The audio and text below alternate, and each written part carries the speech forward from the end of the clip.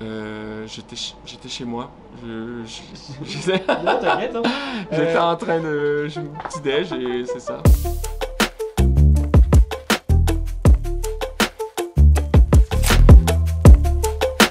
Je suis né à Québec, la ville. Et je suis né en 1989, le 7 octobre. J'ai grandi à Québec. Toute ma jeunesse, j'ai fait à Québec, plus précisément à Charlebourg. Et ensuite, vers mes 20 ans, je suis allé à Montréal. J'ai joué ma dernière année junior à Montréal. J'ai étudié à Montréal également, donc j'ai passé 4 ans à Montréal. Tu faisais des études de quoi à Montréal? En kinésiologie. J'ai étudié 3 ans à l'Université McGill.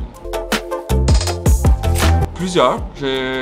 UB, souvent c'est lui qui revient le plus souvent. UB. J'ai un petit frère. Un petit frère qui a 2 ans de moins que moi, donc 29 ans, il vient d'avoir une petite fille justement, donc je suis mon oncle, comme on dit par chez nous. Oui, j'ai toujours aimé le golf l'été.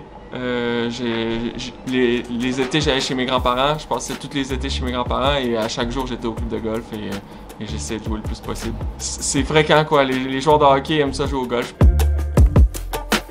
Au golf, c'est Tiger Woods, sans aucune compétition, et même encore aujourd'hui, avec ce qu'il a fait dernièrement, de revenir, de gagner, il y a personne qui le bat, je pense.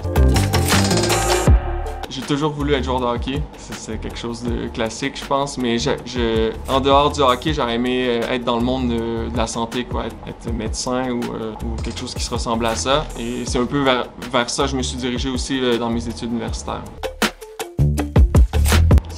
J'en avais 3. J'avais Joe Sakic, j'avais Peter Forsberg et j'avais Wayne Gretzky. Et il était comme laminé en plus, donc c'était beau quoi. C'était mes pièces principales dans ma chambre.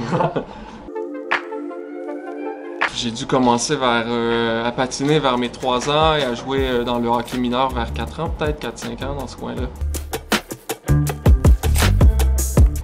J'irais avec quand on a gagné le championnat canadien avec l'Université McGill. Tout le contexte, en fait, c'était ma première année universitaire, on avait perdu en finale du championnat canadien. Deuxième année universitaire, on retourne en finale et c'est comme si on avait appris, on avait grandi, puis le fait d'avoir gagné, on a gagné en prolongation, c'est un moment qui va rester dans ma tête toute ma vie. Pour faire une histoire courte, j'avais en tête de continuer mes études et j'ai pas été accepté dans le programme que je voulais. Et il y a le coach à l'époque, Claude Devez, qui m'avait écrit. Et c'était au mois d'avril et je lui avais dit, écoute, moi je veux continuer mes études. Et j'avais reçu mes réponses en fait en été, comme quoi que j'étais pas accepté. Et par hasard, il m'a réécrit au mois d'août. Il dit, est-ce que tu serais toujours intéressé à venir en France? Et j'ai dit, allez, pourquoi pas tenter l'expérience une année. Et là, ça fait 7 ans que je suis ici. Ouais, vraiment.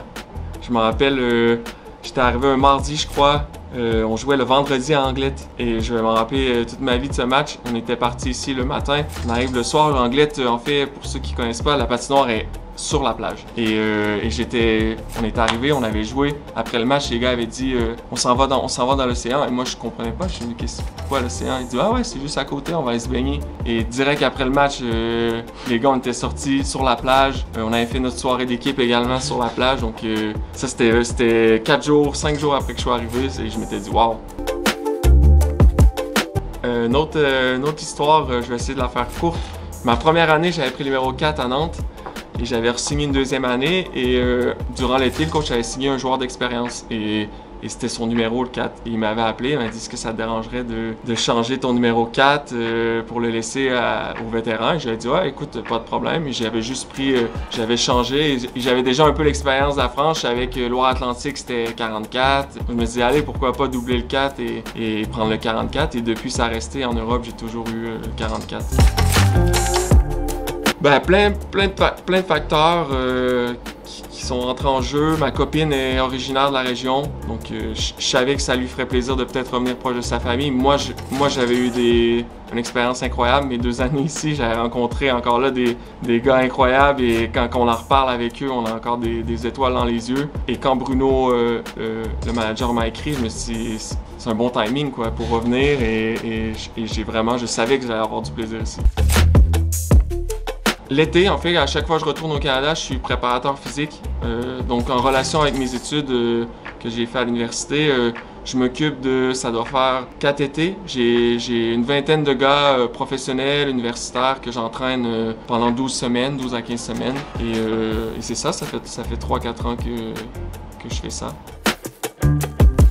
Ça, il y a un peu l'ambiance du Québec qui règne dans le vestiaire. Ce que j'avais pas à Mulhouse, il n'y avait pas beaucoup de Québécois. À Strasbourg, on n'était pas beaucoup non plus. Donc, ça fait du bien de revenir dans un vestiaire qui a des Québécois, que le coach est québécois. Donc, c'est bien de mixer tout ça. J'écoute un peu de tout. Je suis vraiment quelqu'un qui aime varier les styles musicaux. J'aime bien le rap français. J'adore ça même. Mais je suis plus rap en général, rap US, mais j'adore le rap français. Je pense qu'il y a un type de musique pour chaque moment dans la journée. Donc le matin, ça va être plus relax avec des trucs Ben Howard ou Kodaline, mais l'après-midi, je peux mettre du rap français ou du rap US. Je varie là, d'un extrême à un autre. Pas du tout. Ouais.